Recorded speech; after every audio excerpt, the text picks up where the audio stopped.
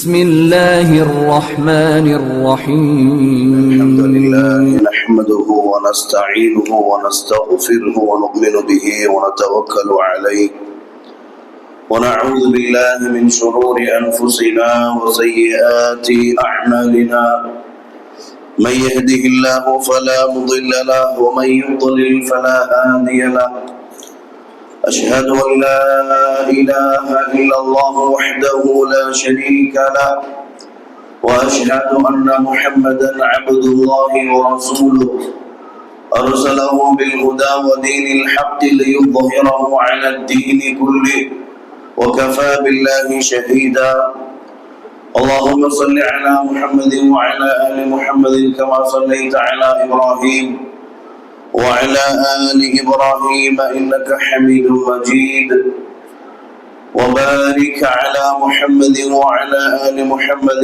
كما باركت على إبراهيم وعلى آل إبراهيم إنك حميد مجيد فإن أصدق الحديث كتاب الله وخير الهدي هدي محمد صلى الله عليه وسلم وشر الأمور محدثاتها وكل محدثة بدعة وكل بدعة ضلالة وكل ضلالة في النار أعوذ بالله من الشيطان الرجيم بسم الله الرحمن الرحيم يا أيها الناس اتقوا ربكم الذي خلقكم من نفس واحدة وخلق منها زوجها وبث منهما رجالا كثيرا ونساء واتقوا الله الذي تساءلون به والأرحام إن الله كان عليكم رقيبا يا أيها الذين آمنوا اتقوا الله حق تقاته ولا تموتن إلا وأنتم مسلمون يا أيها الذين آمنوا اتقوا الله وقولوا قولا سديدا يصلح لكم أعمالكم ويغفر لكم ذنوبكم ومن يطع الله ورسوله فقد فاز فوزا عظيما رب اشرح لي صدري ويسر لي أمري واحلل عقدة من لساني يفقهوا قولي سبحانك لا علم لنا إلا ما علمتنا إنك أنت العليم الحكيم கணியத்திற்கும் மரியாதைக்கும் உரிய பெரியோர்களே, தாய்மார்களே, சகோதர சகோதரிகளே, கண்ணியம் நிறைந்த ஜும்ஆவுடைய தினத்திலே சங்கை மிக்க அல்லாஹ் சுப்ஹானஹு வ தஆலாவுடைய வீட்டிலே ஒன்று கூடி அல்லாஹ்வுடைய தீனை கேட்க வேண்டும், பேச வேண்டும், அந்த அடிப்படையில் நம்முடைய வாழ்க்கையை அமைத்துக் கொள்ள வேண்டும் என்ற லட்சிய நோக்கத்தோடு அல்லாஹ்வுடைய வீட்டிலே ஒன்று கூடி அமர்ந்திருக்கின்றோம். அல்ஹம்துலில்லாஹ். அல்லாஹ்வுடைய மார்க்கத்தின் அடிப்படையில் வாழ்ந்து நிறைவான ஈமானுடன் மரணிக்க அல்லாஹ் தஆலா நம் அனைவருக்கும் உதவி செய்வானாக. அன்பார்ந்தவர்களே, அல்லாஹ்வின் நல்லடியார்களே, அல்லாஹ் சுப்ஹானஹு வ தஆலா நம்மை படைத்து நமக்கு துனியாவிலே தேவையானதை தந்து கொண்டே இருக்கின்றார். அதிலே ஒன்றுதான் பொருளாதாரம், காசு பணம் என்பது. மனிதனுக்கு இந்த பொருளாதாரம் என்பது மிக மிக முக்கியமானது, அவசியமானது. அல்லாஹ் தஆலா அந்த பொருளாதாரத்தை பற்றி குர்ஆனிலே பல்வேறு இடங்களிலே நமக்கு கற்றுத்தருகின்றான். பொருளாதாரத்தை பற்றி அல்லாஹ் தஆலா பேசுகின்றான். وَأَنْفِقُوا مِمَّا رَزَقْنَاكُمْ என்ன அல்லாஹ் தஆலா குர்ஆனிலே பல்வேறு இடங்களில் சொல்வான். وَأَنْفِقُوا مِمَّا رَزَقْنَاكُمْ நாம் தான் உங்களுக்கு பொருளாதாரத்தை கொடுக்கின்றோம். அந்த பொருளாதாரத்திலிருந்து என்னுடைய பாதைக்கு, என்னுடைய தீனுக்காக, மார்க்கத்திற்காக நான் சொல்லுகின்ற வழியிலே செலவு செய்யுங்கள் என்பதாக அல்லாஹ் தஆலா சொல்வான். நமக்கு துனியாவிலே அனைத்து நிஅமத்துகளையும் தந்தது அல்லாஹ் தான். நம்மை கொண்டு ஒன்றும் இல்லை. மனிதர்களாகிய நாம் பலகீனமானவர்கள். நமக்கு துனியாவிலே வாழ்வதற்கு எல்லா நிஅமத்துகளையும் அருக்குடைகளையும் தந்தவன் அல்லாஹ் மட்டும்தான். நாம் ஒரு சாதாரண மனிதர்கள், நாம் மிக பலகீனமானவர்கள். குர்ஆனில் அல்லாஹ் சொல்கிறான், மனிதரை நாம் பலகீனமாகத்தான் படைத்திருக்கின்றோம் என்று அல்லாஹ் தஆலா சொல்கிறார். நமக்கு வழங்கப்பட்ட எல்லா நியமத்துகளுமே அல்லாஹ்வால் வழங்கப்பட்டதை தவிர நம்மை கொண்டு என்னால் என்று எதுவுமே கிடையாது. அந்த சிந்தனை வந்தது என்றால் வந்த காரணத்தால் காரூன் மூசா அலைஹிஸ்ஸலாமுடைய காலத்திலே வாழ்ந்த காரூன் என்ற மனிதரை அல்லாஹ் தஆலா அழித்தான். காரூனுக்கு அல்லாஹ் தஆலா அவ்வளவு செல்வத்தை வழங்கி இருந்தான். குர்ஆனில் அல்லாஹ் பேசுகிறான், இன்ன காரூன கான மின் கௌமி மூசா ஃபபகா அலைஹிம் وآتيناه من الكنوز ما إن مفاتحه لتنوء بالعصبة أولي القوة إذ قال له قومه لا تفرح إن الله لا يحب الفرحين. அவ்வளவு வசதி வாய்ப்புகள். காரூனுடைய ஹஸானாக்களுடைய சாவியை சுமப்பதற்கு என்ன பலசாலிகள் இருந்தார்களாம். எவ்வளவு பெரிய விஷயம். நீங்க நம்ம எல்லாம் காடல எல்லாம் அடங்கிருது, எல்லாமே காடலையோ போன்லயோ முழு துணியாவும் அடங்கிருது. ஆனால் காரூனுடைய அந்த ஹஸானாவுடைய சாவியை சுமப்பதற்கென்று பலசாலிகளை காரூன் வைத்திருந்தாராம். அவ்வளவு பெரிய வசதி வாய்ப்புகள். மக்கள் சொன்னார்கள், காரூனே, அல்லாஹ் உனக்கு இவ்வளவு வசதி வாய்ப்புகளை கொடுத்திருக்கின்றானே, நீ அல்லாஹ்விற்கு நன்றி செலுத்த கூடாதா? அல்லாஹ்விற்கு நன்றி உள்ளவனாக நீ இருக்கக்கூடாதா என்று கேட்ட பொழுது காரூன் ஆணவத்திலே பேசினார். என்ன சொன்னால், அல்லாஹ்வால் வழங்கப்பட்டதா? இன்னமா ஊதீது அலா இல்மின் இந்தி, எல்லாம் என்னுடைய அறிவால் நான் சம்பாதித்தேன், என்னுடைய டேலண்டால் உருவாக்கியது, என்னுடைய உழைப்பால் நான் உருவாக்கியது என்று ஆணவத்திலே பேசினான். அல்லாஹ் தஆலா காரூனை அழித்து விட்டான். சகோதரர்கள், காரூனை அல்லாஹ் தஆலா அழித்து விட்டான். நமக்கு ஆரோக்கியத்தை தந்தது யார்? சம்பாதிக்க ஆரோக்கியத்தை தந்தது யார்? அல்லாஹ் தான் தந்தான். நமக்கு மூளையை தந்தது யார்? பிசினஸ் செய்வதற்கு பல ஐடியாக்களை போடுவதற்கு ஹலாலான அடிப்படையில் நமக்கு மூளைகளை தந்தது யார்? அல்லாஹ் தான் தந்தான். ஆகவே அல்லாஹ் கொடுத்த பொருளாதாரம், அல்லாஹ் சொல்கிறான், மிம்மா ரஸக்னாக்கும், என்னுடைய வழியில் நீங்கள் செலவு செய்யுங்கள். செல்வந்தர்களாக இருந்தால் வருடந்தோறும் அவர்கள் கணக்கிட்டு ஜக்காத் கொடுக்க வேண்டும். ஜக்காத் கொடுக்கவில்லை என்றால் மறுமையிலே மிகப்பெரிய தண்டனை. அல்லாஹ் தஆலா குர்ஆனிலே சொல்கிறான், والذين يكنزون الذهب والفضة ولا ينفقونها في سبيل الله فبشرهم بعذاب أليم يوم يحمى عليها في نار جهنم فتكوى بها جباههم وجنوبهم وظهورهم هذا ما كنزتم لأنفسكم فذوقوا ما كنتم تكنزون. யார் துன்யாவில் அல்லாஹ் வழங்கிய பொருளாதாரத்திற்கு கணக்கிட்டு ஜக்காத் கொடுக்கவில்லையோ அவர்கள் சேகரித்த அந்த பொருளாதாரம், அந்த நகை நட்டுகள் நாளை மறுமையிலே நரகமாக காய்ச்சலுடைய முதுகிலே ஊற்றப்படும் என்பதாக அல்லாஹ் தஆலா சொல்லி காட்டுகிறார். ஆனால் சதக்காவை பொறுத்தவரை அப்படி அல்ல. ஒவ்வொரு மனிதனும் சதக்கா கொடுப்பது என்பது கட்டாய கடமையாக இஸ்லாம் ஆக்கி இருக்கின்றது. ஜக்காத் என்பது வசதி உள்ளவர்கள் மீது கடமை. ஆனால் சதக்கா என்பது எல்லா முஸ்லிம் சதக்கா செய்ய வேண்டும். பொருளாதாரம் இல்லை என்றால் என்ன செய்வது? பெருமானார் ஸல்லல்லாஹு அலைஹி வஸல்லம் இடத்திலே சஹாபாக்கள் கேள்வி கேட்டார்கள். ஸல்லல்லாஹு அலைஹி வஸல்லம் சொன்னார்கள், சதக்கா செய்வது ஒவ்வொரு முஸ்லிமின் மீதும் கடமை என்று சொன்ன பொழுது சஹாபாக்கள் கேட்டாங்க, யா ரசூலுல்லாஹ், ஒருத்தர் காசு பணம் இல்லாட்டி என்ன செய்யறது அப்படின்னு கேட்டான். உடனே ஸல்லல்லாஹு அலைஹி வஸல்லம் காசு பணம் இல்லாதவங்க சதக்கா கொடுக்க வேண்டாம்னு சொல்லல. என்ன சொன்னார்கள் தெரியுமா? அவர் கஷ்டப்படட்டும், சிரமப்படட்டும், சம்பாதிக்கட்டும், உழைக்கட்டும். சும்மா வீட்டுல உட்கார்றதல்ல, உழைக்கட்டும், கஷ்டப்படட்டும், அதிலிருந்து வருகின்ற பொருளாதாரத்தை சதக்கா செய்யட்டும் என்றார். அதுவும் ஒருவருக்கு முடியவில்லை, உழைக்க முடியவில்லை என்றால் என்ன செய்வது? அல்லாஹ்வின் தூதரே என்று கேட்ட பொழுது அவர் தன்னுடைய நாவை கொண்டு நன்மை ஏவட்டும், தீமை தடுக்கட்டும் என்பதாக அல்லாஹ்வுடைய தூதர் ஸல்லல்லாஹு அலைஹி வஸல்லம் அவர்கள் குறிப்பிட்டார். ஆனால் அன்பார்ந்தவர்களே, எந்த வழிகளாக இருந்தாலும் சரி ஹலாலாக சம்பாதிப்பது ஒரு முஸ்லிமின் மீது கடமை. அதிலிருந்து வருகின்ற பொருளாதாரத்தை அல்லாஹ்வுடைய பாதையிலே தர்மம் செய்வதும் கட்டாய கடமையாக இருக்கிறது. சஹாபாக்களுடைய வாழ்க்கை வரலாறுகள் எல்லாம் நமக்கு தெரியும். குறிப்பாக அபூபக்கர் சித்தீக் ரலியல்லாஹு அன்ஹு பெரிய செல்வந்த சஹாபி, பெரிய செல்வந்த சஹாபி. அன்றாட என்ன சம்பாதிக்கிறார்களோ அதையெல்லாம் சதக்கா கொடுத்து விட்டுதான் வீட்டுக்குள்ளே வருவார். அவருடைய ஈமான் அந்த மாதிரி இருந்துச்சு.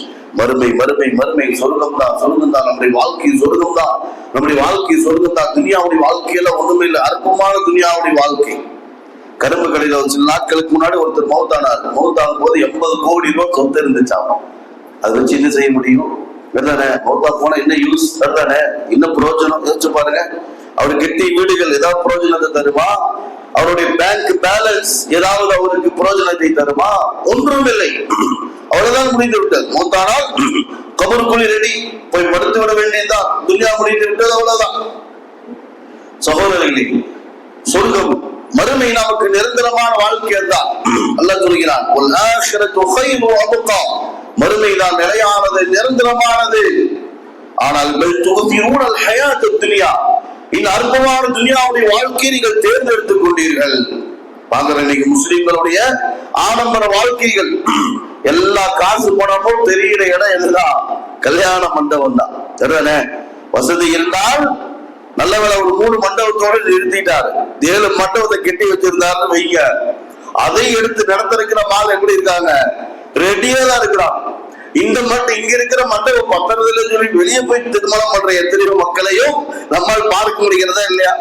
குடும்பத்தில் எவ்வளவு பேர் கஷ்டப்படுறாங்க, சிரமப்படுறாங்க. அண்டை வீட்டுக்காரர் சாப்பிட்டானா இல்லையா? அதுதானே சிந்திக்கிறோமா, யோசிக்கிறோமா? சகோதரர்களே, நம்முடைய பொருளாதாரத்திலே மற்றவர்களுக்கும் உரிமை இருக்கின்றது என்பதை மறந்துவிடக் கூடாது. நம்முடைய பாக்கில் இருக்கிற காசு என்பது எனக்குரியது மட்டுமல்ல, இந்த காசிலே மற்றவர்களுக்கு ஹக்க உரிமை இருக்கின்றது என்பதை ஒருவேளை நாம் மறந்துவிடக் கூடாது. ஆகவே தான் ரசூலுல்லாஹி ஸல்லல்லாஹு அலைஹி வஸல்லம் சொன்னார்கள், நீங்கள் வயிறு நிரம்ப சாப்பிட்ட நிலையில், அண்டை வீட்டான் பசியுடன் இருந்த நிலையில், வயிறு நிரம்ப சாப்பிட்ட நிலையில் உங்களுக்கு மௌத்து வந்தது என்றால் அது ஈமானிய மரணமே இல்லை என்று குறிப்பிட்டார். அண்டை வீட்டுக்காரங்க சாப்பிட்டாங்களா இல்லையான்னு தெரிஞ்சுக்கல, பசியோடு இருக்கிறாங்க, நம்ம ஃபுல்லா சாப்பிட்டு உட்கார்ந்து இருக்கிறோம், அந்த நிலையில் மௌத்து வந்தது என்றால் அது ஈமானிய மரணம் கிடையாது என்பதாக பெருமானார் ஸல்லல்லாஹு அலைஹி வஸல்லம் சொன்னார்கள். ஆயிஷாவே ரலியல்லாஹு அன்ஹா, நீங்கள் உணவு சமைக்கும் பொழுது அதிகமாக சமையுங்கள் என்றார்கள். அல்லாஹ்வின் தூதரே, 2 பேர் தானே இருக்கிறோம். இல்லை, அண்டை வீட்டாருக்கும் கொடுத்து உண்ணுங்கள் என்று குறிப்பிட்டார்கள். உங்களுடைய உணவிலே மற்றவரும் 10 வீட்டுக்கும் ரிஸ்க் இருக்கட்டும் என்றார்கள்.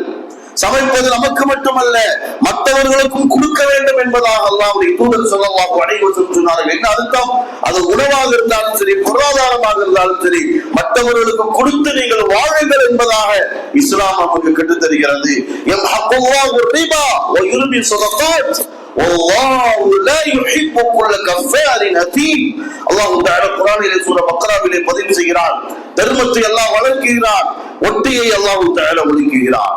அபூபக்கர் சித்தீக் ரலியல்லாஹு அன்ஹு சம்பாதித்து விட்டு வருகிறார்கள். வர்ற வழியிலே எல்லாத்தையும் சதக்கா கொடுத்துட்டே வர்றாங்க. காசு பணத்தை எல்லாத்தையுமே, தீனார் திருமணத்தை எல்லாம் சதக்கா கொடுத்து விட்டு காலியாக வீட்டுக்கு வந்து விட்டார்கள். காலியாக வீட்டுக்கு வருகின்றார்கள். மறுநாள் சுபஹுடைய தொழுகை முடிந்த உடனேயே, எப்போதும் ஃபர்ஸ்ட் ஆஃப் ஆல் தான் இருப்பாங்க, ஸல்லல்லாஹு அலைஹி வஸல்லம் திரும்பி அவருடைய முகத்தை பார்த்து சிரிக்கின்றார்கள். யாருடைய முகம்? அபூபக்கர் சித்தீக் ரலியல்லாஹு அன்ஹுடைய முகத்தை பார்த்து சிரிக்கின்றார்கள். உடனே அபூபக்கர் ரலியல்லாஹு அன்ஹு கேட்டார்கள், அல்லாஹ்வின் தூதரே, ஏதாவது விஷயம் இருக்கின்றதா? இதை பார்த்து தனியாக சிரிக்கின்றீர்களே, என்ன காரணம் என்று கேட்ட பொழுது அல்லாஹ்வுடைய தூதர் ஸல்லல்லாஹு அலைஹி வஸல்லம் சொன்னார்கள், அபூபக்கர் அவர்களே, நேற்று நீங்கள் செய்த அந்த காரியத்தை அல்லாஹ் தஆலா பாராட்டி ஒரு வசனத்தையே இறக்கி விட்டார் என்றார். அவர் சம்பாதிச்ச காசு பணத்தை அல்லாஹ்வுடைய பாதையில தர்மமா கொடுத்து காலியா வீட்டுக்கு வந்த அந்த காரியத்தை பாராட்டி ஆருஷிலிருந்து ஆயத்தை இறங்கி விட்டது. சகோதரர்களே, சூரா பக்ராவுடைய கடைசி வசனங்களில் அல்லாஹ் தஆலா கவனம் செய்வார், الذين ينفقون أموالهم بالليل والنهار سرا وعلانية فلهم أجرهم عند ربهم ولا خوف عليهم ولا هم يحزنون. அல்லாஹ்வுடைய சில நல்லடியார்கள் இருக்கின்றார்கள். அவர்கள் யார் என்றால், இரவு பகல் என்று பார்க்காமல், மறைவு வெளிப்படை என்று பார்க்காமல், சம்பாதித்ததை எல்லாம் அல்லாஹ்வுடைய பாதையிலே சதக்கா கொடுத்து கொண்டிருப்பார்கள். சொல்லிவிட்டு அல்லாஹ் சொல்கிறான், வலா ஹௌஃபுன் அலைஹிம் வலா ஹும் யஹ்ஸனூன். அவர்கள் எதற்கும் கவலைப்பட வேண்டியதும் இல்லை, அவர்கள் எதற்கும் பயப்பட வேண்டியதும் இல்லை. ஏன்? அவர்களுக்கு சொர்க்கம் உண்டு என்பதாக அல்லாஹ் தஆலா சொல்லி காட்டுகிறார். அந்த சிந்தனை சஹாபாக்களுக்கு ஏற்பட்ட அந்த சிந்தனை நமக்கு வர வேண்டும்.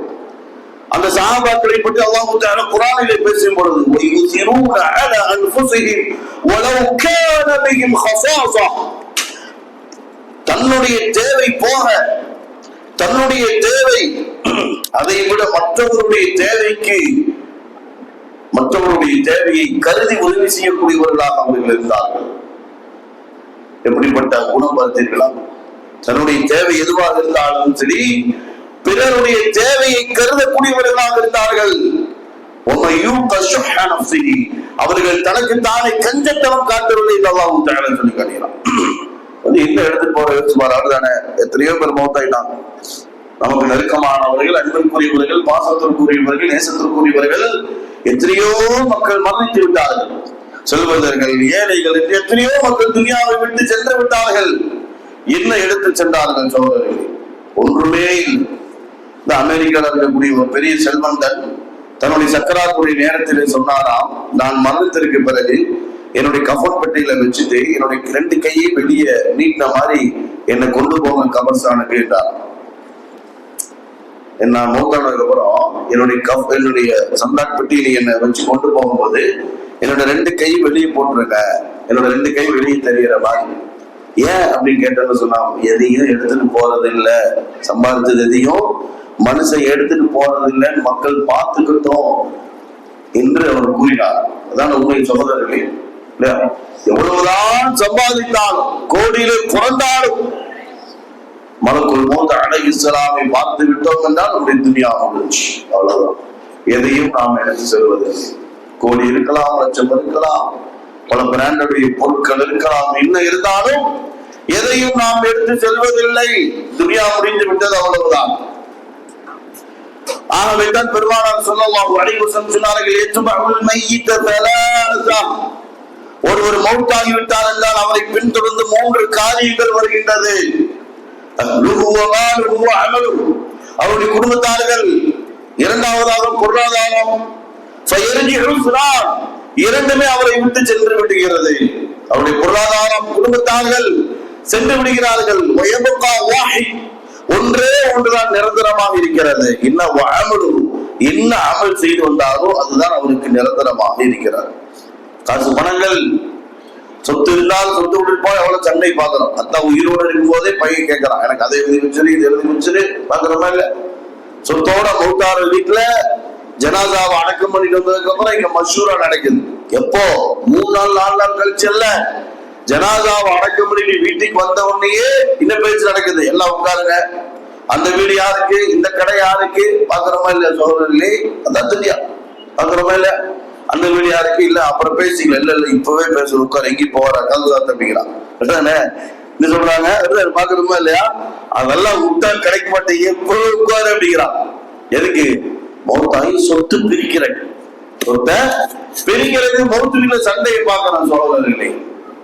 சஹாபாக்கள் என்ன சம்பாதித்தார்கள்? அல்லாஹ்வுடைய பாதையில தர்மம் செய்யக்கூடியவர்களாக இருந்தார். அல்லாஹ்வுடைய ரசூல் ஸல்லல்லாஹு அலைஹி வஸல்லம் மரணத்துடைய நேரத்திலே தன்னுடைய போர் வாளை சதகா செய்தார்கள், தன்னுடைய செருப்பை சதகா செய்தார்கள். இறுதியாக பெருமானாரத்தில் இருந்த சொத்து என்ன? போட்டிருந்த ஆடை, இந்த மிஸ்வாக் குச்சி, அரக்குன்னு சொல்கின்ற அந்த குச்சை தவிர பெருமானாருக்கு துனியாவுடைய பொருட்கள், பொருளாதாரம் எந்த சொத்தும் கிடையாது. மரணத்துடைய அந்த நேரத்துல இருக்கிறாங்க. ஆயிஷா ரலியல்லாஹு அன்ஹா அவர்கள் அழைத்து சொன்னார்கள், ஆயிஷாவே ரலியல்லாஹு அன்ஹா, சில நாட்களுக்கு முன்பதாக சில தீனார் திரகமை கொடுத்தேனே, அது எங்கே என்று கேட்டார்கள். சொன்னார்கள், அல்லாஹ்வின் தூதர்களே, பத்திரமாக வைக்கப்பட்டிருக்கிறது. உடனே ஸல்லல்லாஹு அலைஹி வஸல்லம் என்ன சொன்னார்கள்? அது பத்திரமா வச்சுக்க, என்னுடைய மௌத்தானதுக்கு, என்னுடைய மௌத்துக்கு அப்புறம் அது யூஸ் ஆகும் சொல்லல. என்ன சொன்னார்கள்? அதை எடுத்து வெளியே சென்று பாருங்கள், சிரமப்படுகின்ற மக்கள் சென்று கொண்டிருந்தார்கள் என்றால் அதை அவர்களுக்கு சதகா செய்து விடுங்கள் என்பதாக பெருமானார் ஸல்லல்லாஹு அலைஹி வஸல்லம் அவர்கள் குறிப்பிட்டார்கள். அதை பத்திரமா வச்சுக்கோன்னு சொல்லல. என்ன சொன்னார்கள்? அதை எடுத்து வாருங்கள், வெளியே சென்று பாருங்கள், கஷ்டப்படுகின்ற மக்கள் சென்றால் அதை கொடுத்து விடுங்கள் என்று குறிப்பிட்டார்கள் பெருமானார் ஸல்லல்லாஹு அலைஹி வஸல்லம். அன்பார்ந்தவர்களே, ஆகவே தான் ஸல்லல்லாஹு அலைஹி வஸல்லம் சொன்னார்கள், ஃபத்தகுன்னார், நரகத்தை வைத்து கொள்ளுங்கள். நரகம் என்பது ரொம்ப மிக கொடூரமானது. லா துபக்கி வலா ததர், மனிதர்களை சிறிதும் கூட விட்டு விடாது. மனிதர்களை முசுக்கி அடையாளம் இல்லாமல் ஆக்கிவிடும் நரகம் என்பது. ஆகவே ஃபத்தகுன்னார், அந்த நரகத்தை வைத்து கொள்ளுங்கள் சொல்லிவிட்டு பெருமானார் ஸல்லல்லாஹு அலைஹி வஸல்லம் 2 உபதேசங்களை செய்கிறார். உணவு விஷயத்தை தமலாம். உங்கள்ட்ட ஒரே ஒரு பேரித்தம்பளம் தான் இருக்கா, அதை பாதி சதக்கா கொடுத்தாவது நரகத்தை பயந்து கொள்ளுங்கள் என்றார். ஒரே ஒரு பேரிச்சம்பளம் தான் வச்சிருக்கீங்களா, என்ன செய்ய, இது ஒண்ணு நமக்கு வேணும்னு நினைக்காதீங்க, அதுல பாதி மற்றவங்களுக்கு கொடுத்து நரகத்தை பயந்து போங்க. உங்களுக்கு என்ன இருக்கு அதை கொடுங்க, மற்றவங்களுக்கு நரகத்தை பயந்துட்டு கொடுங்க அப்படிங்கிறான். அல்லாஹ் உங்களை பாந்தலாம் பண்ணான்.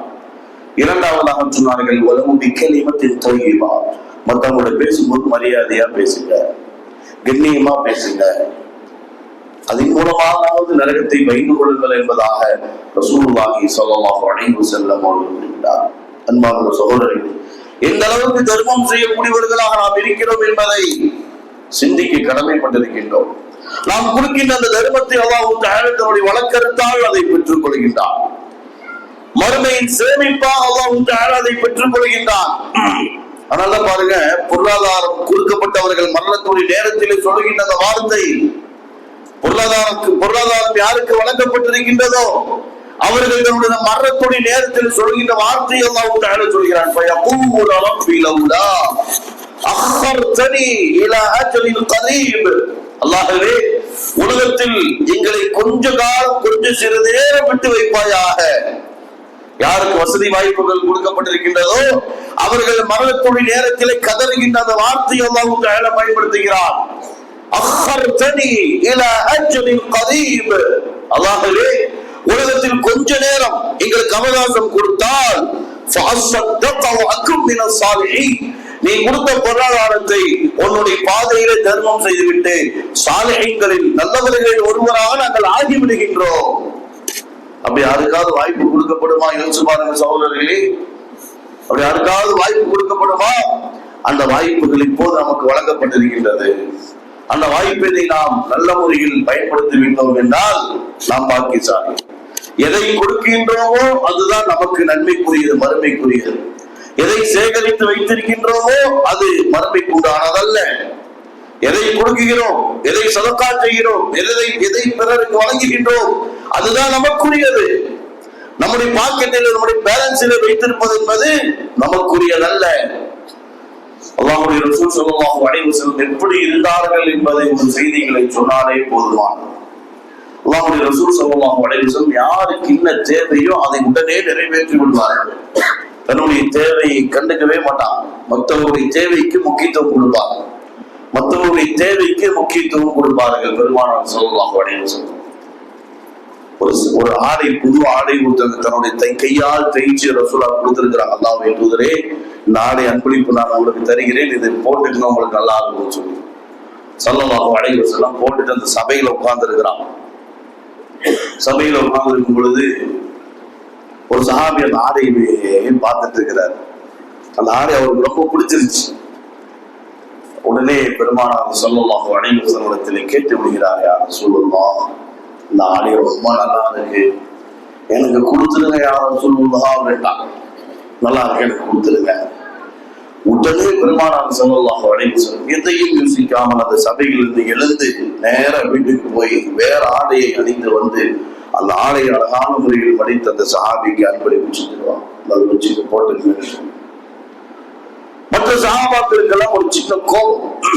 கேட்டார்கள், அல்லாஹ்வின் தூதரிடத்துல இருக்கின்றதே சில ஆடைகள், சிலனா நிறைய கிடையாது, 1-2 தான் இருந்துச்சு. ஸல்லல்லாஹு அலைஹி வஸல்லம் அவங்கள்ட்ட இருந்த ஆடையே 2 ஆடைகள் தான், 2 ஆடைகள் தான் இருந்துச்சு ரசூலுல்லாஹி காலத்துல. 2 ஆடைகள் தான் இருந்தது சகோதரர்களே. எப்படிப்பட்ட தலைவர், எப்படிப்பட்ட எஜமானர் பெருமானார் ஸல்லல்லாஹு அலைஹி வஸல்லம் இல்லையா? எப்படிப்பட்ட தலைவர். 2 ஆடைகளுடன் வாழ்ந்தார்கள் துன்யாவிலே. இன்னைக்கு நம்மளுடைய எத்தனை ஆடைகள் இருக்கின்றது யோசித்து பாருங்கள். இருந்தாலும் செய்தா தூண்டிட்டே இருப்ப, இன்னி வாங்கு அப்படி சிந்தனை வரும்போது அதை வாங்கி மற்றவங்களுக்கு கொடுப்போம், அதை வாங்கி மற்றவங்களுக்கு கொடுப்போம் நினைக்கிறோம்.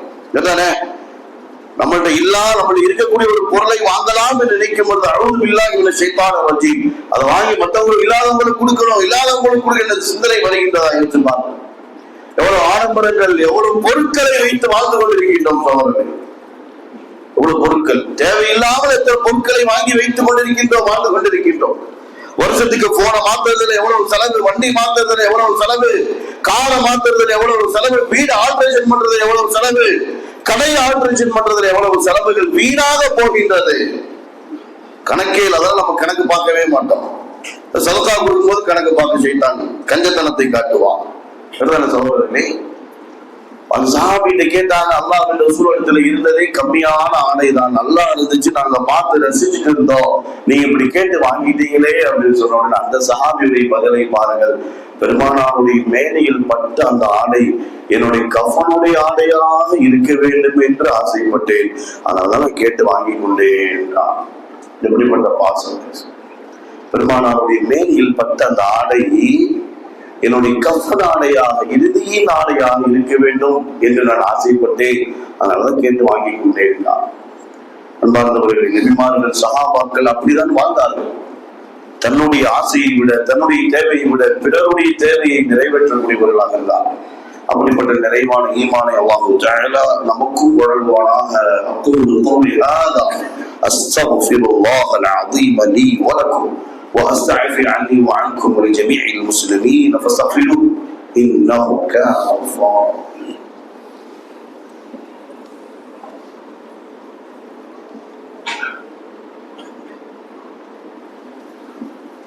الحمد لله الواحد القهار والصلاة والسلام على سيد المرسلين وعلى آله وصحبه أجمعين إلى يوم الدين وبعد. விண்ணிற்குரிய அருமை சகோதரர்களே, நமக்கு அல்லாஹ்வை வணங்கி வழிபடுவதற்கென்று ஒரு பள்ளிவாசல் என்பது மிக அவசியமான ஒன்றாக இருக்கின்றது. பள்ளிவாசலை பொறுத்தவரை அந்த பள்ளிவாசல்கள் நபிமார்களால் கட்டப்பட்டிருக்கின்றது. மக்காவில் உள்ள புனித காபா ஷெரீஃபை முதலில் ஆதம் அலைஹிஸ்ஸலாம் அவர்கள் காபா என்ற கல்லை தயார் செய்தார்கள். முதலில் காபத்துல்லாவை கட்டினார்கள். உலகத்திலேயே முதலாவதாக கட்டப்பட்ட ஆலயம் மக்காவில் உள்ள மஸ்ஜிதுல் ஹரம் ஆதம் அலைஹிஸ்ஸலாமால் கட்டப்பட்டது. அதற்கு பிறகு இப்ராஹிம் தியாக செம்மல் இப்ராஹிம் அலைஹிஸ்ஸலாம் அந்த காபாவுடைய பணியை நிறைவு செய்தார்கள். இப்ராஹிம் அலைஹிஸ்ஸலாம் அவர்களும் இஸ்மாயில் அலைஹிஸ்ஸலாம் அவர்களும் இந்த பணியை நிறைவு செய்தார்கள். அடுத்ததாக மதீனாவிற்கு பெருமானார் ஸல்லல்லாஹு அலைஹி வஸல்லம் சென்றவுடனேயே தன்னுடைய கரத்தால் குபா என்று சொல்கின்ற அந்த பள்ளியை பெருமானார் ஸல்லல்லாஹு அலைஹி வஸல்லம் அவர்கள் கட்டினார். அப்ப அல்லாஹ்வை வணங்குவதற்கென்று பூமியிலே நமக்கென்று ஒரு மஸ்ஜித், பள்ளிவாசல் என்பது மிக மிக அவசியமான ஒன்றாக இருக்கிறது. அந்த அடிப்படையில சென்னை என்ற ஊரிலே பல்லாவரம் என்ற முஹல்லாவிலே ஒரு மஸ்ஜிதுக்காக இடம் வாங்கப்பட்டிருக்கின்றது. கிட்டத்தட்ட அந்த இடம் 1 லட்சம், 1 கோடி பக்கம் அந்த மஸ்ஜிதுடைய இடத்துடைய தொகை வருகின்றது. அல்ஹம்துலில்லாஹ் 42 லட்சம் ரூபாய் கொடுத்துட்டாங்க. அல்லாஹ்வுடைய பெரிய உதவியில 42 லட்சம் ரூபாய் கொடுத்துட்டாங்க. பாக்கி 49 லட்சம் கொடுக்க வேண்டியது இருக்கின்றது. அந்த மஸ்ஜித், அந்த இடம் சிறப்பான முறையில் வாங்கி அங்கே அல்லாஹ்வுடைய வீட்டை கட்ட வேண்டும் என்பதற்காக சென்னையிலிருந்து நிர்வாகிகள் பயணம் செஞ்சு நம்ம ஊருக்கு நம்மளை பார்க்கறதுக்காக வந்திருக்கிறாங்க.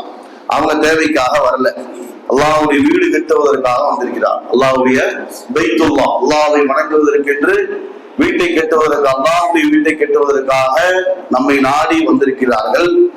சதகத்துல் ஜாரியா, நமக்கு ஒரு அழகான ஒரு வாய்ப்பு இது. நம்மளால எவ்வளவு முடியும். இப்ப நீங்க பள்ளிவாசலுக்கு காசு கொண்டு வராட்டி கூட வீட்டுக்கு போய் சில இடத்துல வாங்க, நிர்வாகிகளை சந்திச்சு அசல் கூட என்ன செய்ய அவங்க கொடுத்துட்டு போங்க, தாராளமா. சதகத்துல் ஜாரியாவுடைய வாய்ப்பு நமக்கு வந்திருக்கு. ஸல்லல்லாஹு அலைஹி வஸல்லம் சொன்னார்கள், ஒருவர் மௌத்தாகி விட்டார் என்றால் அவர் கபரில் இருக்கும் பொழுது அவருக்கு நன்மைகள் வந்து சேருகின்ற 3 விஷயங்கள் என்றார். கபரில் நம்ம தூக்கிட்டு இருந்தாலும் நன்மைகள் எழுதப்பட்டு கொண்டே 3 விஷயங்கள். ஒன்று என்ன? சதகத்துல் ஜாரியா, நிரந்தர நன்மை. நல்ல ஒரு வாய்ப்பு, பல்லாவரத்துல ஒரு இடம் வாங்குறாங்க, உங்களால முடிந்து ஒரு 2000 சதகா பண்ணீங்கன்னு வச்சுக்கோங்க. அங்க போய் அந்த காசு கொடுத்துட்டாங்க, இடம் வாங்கிட்டாங்க, மஸ்ஜித் கட்டப்பட்டதுன்னா யாரெல்லாம் தொழுகிறாங்களோ, குர்ஆன் ஓதுறாங்களோ, தஅவா செய்யறாங்களோ அந்த நன்மைகள் ஒரு பங்கு நமக்கு மலக்குமார்கள் எழுதி கொண்டே இருப்பாங்க. மிகப்பெரிய ஒரு வாய்ப்பு. நம்மால் என்ன முடியுமோ அதை தாராளமாக வழங்க நாம் கடமைப்பட்டிருக்கிறோம். பள்ளிவாசல் கட்டுவது என்பது நபிமார்களுடைய சுன்னத்.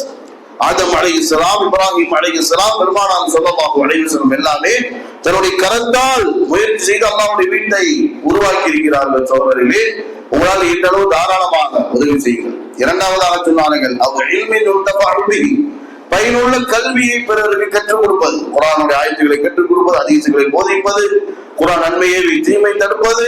இவ்வாறு நாம் செய்யும் பொழுது மரணத்திற்கு பிறகும் நமக்கு நன்மைகள் வழங்கப்பட்டு கொண்டே இருக்கும். மூன்றாவது, வலதின் சாலிஹின் யதுஊனஹு, சாலிஹான மக்களாக மக்களை உருவாக்கி அவர்கள் செய்கின்ற அந்த பிரார்த்தனை பெற்றோர்களுக்காக வந்து கொண்டே இருக்கும் என்பதாக அல்லாஹ்வுடைய தூதர் ஸல்லல்லாஹு அலைஹி வஸல்லம் அவர்கள் குறிப்பிட்டார். அன்பார்ந்த சகோதரர்களே, பள்ளிவாசல் கட்டுவதற்காக இன்றைய ஜும்ஆவுடைய வசூல் எடுக்கப்படுகிறது. தாராளமான பொருளாதாரத்தை நீங்கள் உதவி செய்யுங்கள். சென்னையில நமக்கு கோயம்புத்தூருக்கும் சென்னைக்கு சம்மதமே இல்லை, அது 500 கிலோமீட்டர் தள்ளி இருக்கிறது என்று பார்க்காதீர்கள்.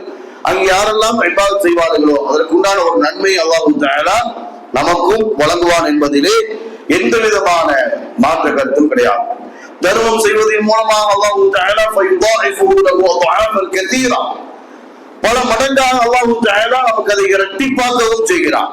பொருளாதாரத்தை தாராளமாக சதக்கா செய்கின்ற மக்களை நாம் அறிய முடியும். அவர்கள் சொல்வார்கள், கொடுக்க கொடுக்கதான் நமக்கு கைக்கு வருது, அனுபவத்தின் மூலமாகவே நாங்கள் பார்த்திருக்கிறோம் என்பதாக எத்தனையோ மக்கள் சொல்வதை நம்மால் பார்க்க முடிகிறது. கொடுக்க கொடுக்கதான் நமக்கும் அல்லாஹ் தஆலா தந்து கொண்டே இருப்பதை நம்மால் உணர முடிகின்றது என்பதாக எத்தனையோ செல்வந்தர்கள் சொல்லுகின்ற அந்த செய்திகளை நம்மால் பார்க்க முடிகிறது. சஹாபாக்கள் இஸ்லாத்திற்காக, மஸ்ஜிதுக்காக, இஸ்லாம் ஓங்கப்பட வேண்டும் என்பதற்காக தன்னுடைய வாழ்க்கையே இஸ்லாத்திற்காக வழங்கினார்கள். பொருளாதாரத்தை அல்ல, தன்னுடைய வாழ்க்கை, இரத்தங்கள், உயிரைகளை, உடம்புகளை அனைத்தும் தீனுக்காக அர்ப்பணித்தார்கள் என்றால் சகோதரர்களே, நம்முடைய பொருளாதாரத்தையும் நம் மார்க்கத்திற்காக உதவி செய்வது நம் மீது கடமையாக இருக்கின்றது என்பதை நாம் ஒருபோதும் மறந்துவிடக் கூடாது. பெருமானார் ஸல்லல்லாஹு அலைஹி வஸல்லம் அவர்கள் குறிப்பிட்டார்கள், தொடர்ச்சியாக நன்மை செய்து வாருங்கள், அதன் மூலமாக அல்லாஹ் சுப்ஹானஹு வ தஆலா கடுமையான மரணத்திலிருந்து உங்களை பாதுகாக்கிறான். யார் தொடர்ச்சியாக நன்மைகளை செய்து கொண்டே வருவார்கள், நம்மால் முடிந்த நன்மைகளை செய்து கொண்டு வருவார்களோ கொடூரமான மரணத்திலிருந்து அல்லாஹ் தஆலா அடியாரை பாதுகாக்கிறார். இரண்டாவதாக சொன்னார்கள், தான தர்மத்தையும் தாராளமாக செய்து வாருங்கள், அதன் மூலமாக அல்லாஹ்வுடைய கோப பார்வை விட்டும் நீங்கள் தடுக்கப்படுகின்றீர்கள் என்பதாக ரசூலுல்லாஹி ஸல்லல்லாஹு அலைஹி வஸல்லம் சொன்னார்கள். தான தர்மத்தையும் தாராளமாக வழங்கி வாருங்கள், இதன் மூலமாக அல்லாஹ்வுடைய கோப பார்வையிலிருந்து நீங்கள் பாதுகாக்கப்படுகின்றீர்கள் என்றால் என்ன அர்த்தம்? தான தர்மங்களை தாராளமாக செய்வதன் மூலமாக அல்லாஹ்வுடைய அன்பை, கருணையை நீங்கள் பெறுவீர்கள் என்பதாக அல்லாஹ்வுடைய தூதர் ஸல்லல்லாஹு அலைஹி வஸல்லம் அவர்கள் சொல்கிறார். நாலாவது ஜுஸுடைய ஃபர்ஸ்ட் வசனம் வஹி இறங்குது. லன் தனாலுல் பிர் ஹத்தா துன்ஃபிகு மிம்மா துஹிப்பூன் வமா துன்ஃபிகு மின் ஷைஇன் ஃபஇன்னல்லாஹ பிஹி அலீம். நீங்கள் எதனை நேசிக்கின்றீர்களோ அதிலிருந்து தானம் தர்மம் செய்யாதவரை உயர்ந்த நன்மையை நீங்கள் அடைய முடியாது என்ற அந்த ஆயத்தை கேட்டவுடனே சஹாபாக்கள் பெருமானாரிடத்தில் வந்து சொன்னார்களே, யா ரசூலுல்லாஹ், என்னுடைய பைருஹா என்ற அந்த தோட்டத்தை அல்லாஹ்வுடைய பாதையிலே நான் தர்மம் செய்ய வேண்டும் என்று ஆசைப்படுகிறேன், எடுத்துக்கொள்ளுங்கள் யா ரசூலுல்லாஹ் என்றார். ஆயத்தை கேட்டவுடனே பெருமானார் ஸல்லல்லாஹு அலைஹி வஸல்லம் மனைவிமார்களில் ஒருவர், அந்த தாய்மார் அன்னை ஸைனப் பின்த் ஜஹ்ஷ் ரலியல்லாஹு அன்ஹா, மதீனாவிலே மிகப்பெரிய செல்வந்த தாயார். அந்த தாயார் இந்த ஆயத்தை கேட்டவுடனே, அல்லாஹ்வின் தூதர் அவர்களே, என்னுடைய பொருளாதாரத்தை எல்லாம் அல்லாஹ்வுடைய பாதையிலே சதகா செய்ய வேண்டும் என்று ஆசைப்படுகிறேன், அனுமதி தாருங்கள் என்று கேட்டு எல்லா பொருளாதாரத்தையும் அல்லாஹ்வுடைய தீனுக்காக வாரி கொடுத்தாங்க நமது தாய்மார்கள்.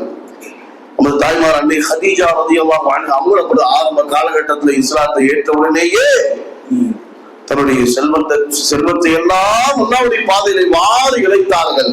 யாருங்க? அன்னை ஹதீஜா, பெருமானாருடைய ஸல்லல்லாஹு அலைஹி வஸல்லம் முதல் மனைவிமார்கள். முதல் மனைவி நமது தாய் அன்னை ஹதீஜா ரலியல்லாஹு அன்ஹா, பெரிய செல்வந்த தாய், பெரிய பணக்காரன். எல்லாம் அந்த காசு எல்லாம் யாருக்கு செலவு பண்ணாங்க? யாருக்கா பெரிய மாளிகை கட்டினார்களா? மக்காவிலே பெரிய வசதி வாய்ப்புகளிலே ராணியாக வாழ்ந்தார்களா? இல்லை சகோதரர்களே, எல்லாம் அல்லாஹ்வுடைய பாதையிலே வாரி இழைத்தார்கள். அந்த தாயார் மரணம் அடைந்து மக்காவிலே மாலா என்ற கபர்ஸ்தானிலே நல்லடக்கம் செய்யப்பட்டிருக்கின்றார். நாங்கள் அன்பார்ந்த அருமையானவர்களே, குர்ஆனுடைய ஆயத்துகளை புரிந்து, ஹதீசுகளை புரிந்து, நமது முன்னோர்களை புரிந்து, நாமும் அந்த அடிப்படையிலே தாராளமாக பொருளாதார உதவியை அந்த மஸ்ஜிதுக்கு இடம் வாங்குவதற்காக செய்ய கடமைப்பட்டிருக்கின்றோம். அல்லாஹ் சுப்ஹானஹு வ தஆலா நம்முடைய பாவங்களை மன்னிப்பானாக, நம்முடைய நல்ல அமல்களையும் இபாதத்தையும் அல்லாஹ் தஆலா ஏற்றுக்கொள்வானாக.